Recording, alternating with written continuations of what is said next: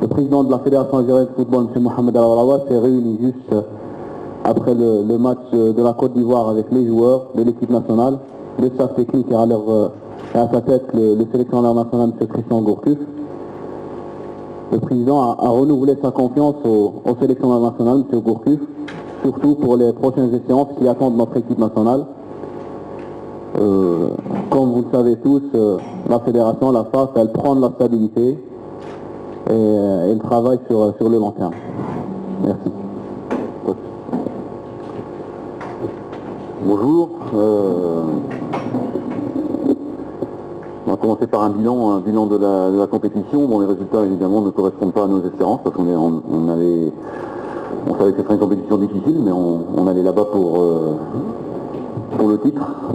Voilà, on était ambitieux, donc on est forcément déçus que ça se termine en quart. Ce match contre la Côte d'Ivoire aurait pu être une finale aussi.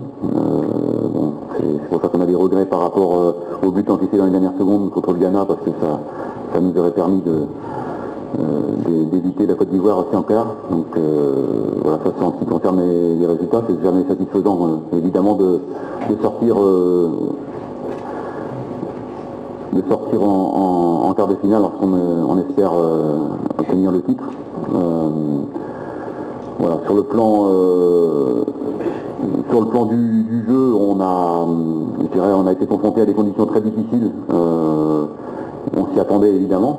Et évidemment, le fait que ce soit en Guinée plutôt qu'au Maroc, c'était quand on a su la délocalisation de la CAN, on savait que ce serait un handicap. Ça s'est vérifié avec deux matchs très très difficiles en poule à Mogomo, où les conditions de jeu ne nous permettaient pas de nous exprimer. Ça, on l'a vu, conditions au niveau du terrain. D'ailleurs, la CAF a délocalisé ensuite les matchs, donc ce qui montrait que c'était vraiment des matchs qui étaient très particuliers à Mogomo. Voilà, les conditions climatiques aussi évidemment qui étaient difficiles. Donc on a eu un premier match contre l'Afrique du Sud où on s'en est bien sorti. On a eu, je pense que c'est le match qui a été le moins satisfaisant. Et puis après une montée en puissance avec deux matchs contre le Sénégal, qui était aussi un adversaire de gros calibre, et puis la Côte d'Ivoire, on a été probant, je pense, sur le plan du jeu. Il y avait une montée en puissance de l'équipe qui était attendue aussi, compte tenu justement des conditions de jeu qui étaient plus propices à un football technique et à une acclimatation aussi qui se faisait, et des équipes qui s'émoussaient aussi sur le plan physique. C'est pour ça que je m'attendais à ce que l'équipe soit de mieux en mieux aussi au fil de la compétition, mais ça s'est avéré en tout cas lors de ce parcours.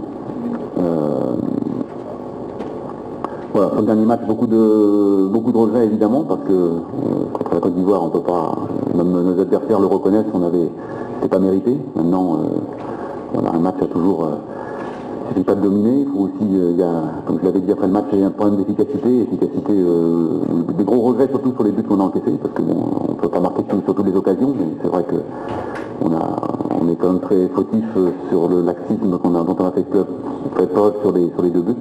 Même si on sait aussi que dans l'effectif de la Côte d'Ivoire, on a des joueurs de calibre international, et ça s'est avéré, on les craignait aussi, et ce sont des joueurs qui ont fait la différence. Voilà, mais par contre, évidemment, comme je l'ai dit, si on fait 10 fois le match, je ne pense pas qu'on le perde 10 fois.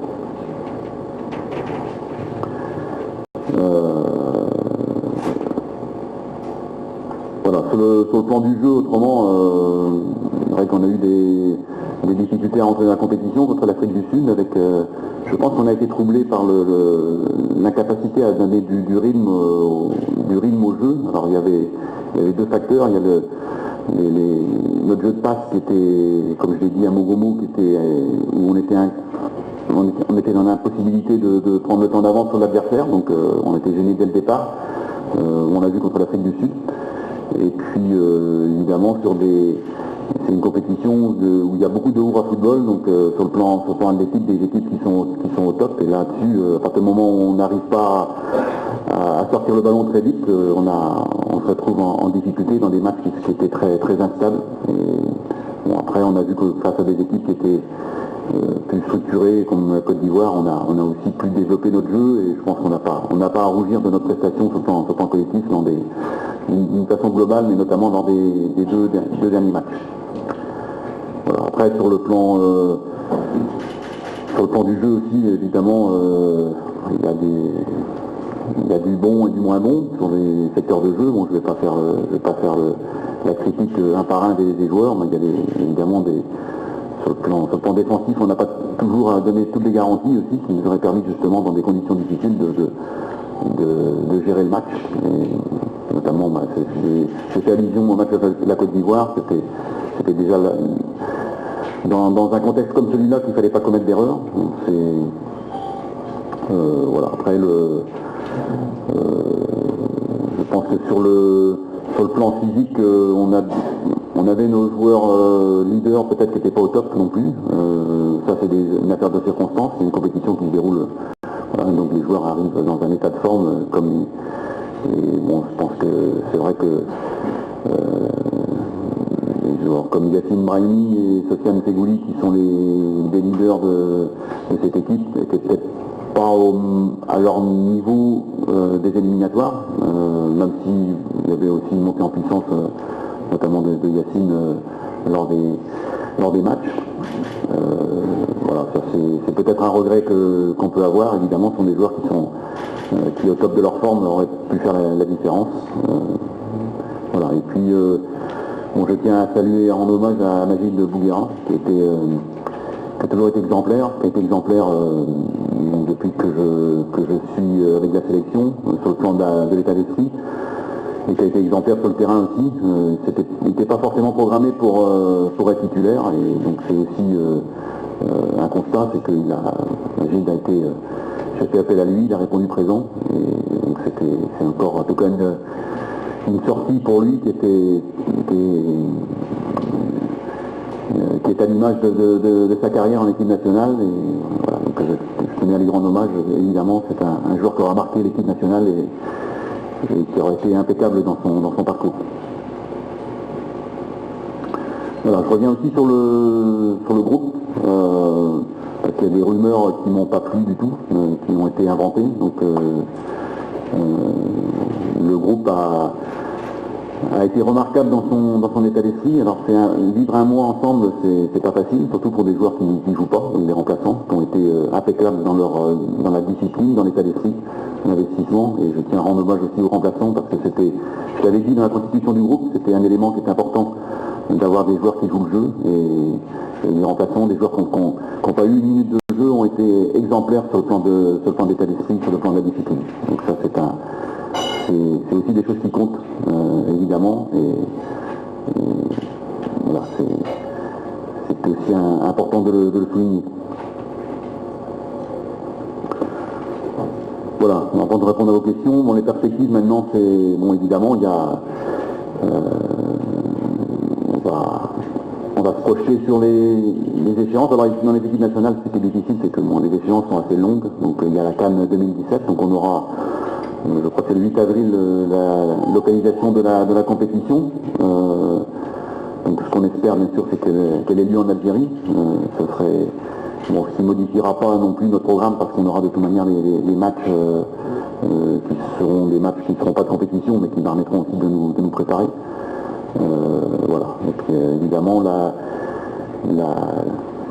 compétition qui est la plus prestigieuse, et je pense qu'il se prête le mieux à une équipe comme l'Algérie, c'est la Coupe du Monde. Puisqu'on a évidemment, on a vu que c'était des matchs qui sont différents, qui sont beaucoup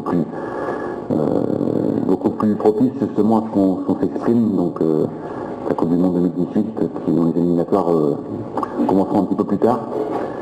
Et sur les échéances à venir, on a une tournée au Qatar, donc fin mars, avec 2 matchs contre le Qatar et contre Oman, donc qui permettront évidemment d'avoir des ouvertures et de préparer déjà cette campagne de la CAN 2017 et la Coupe du Monde 2018.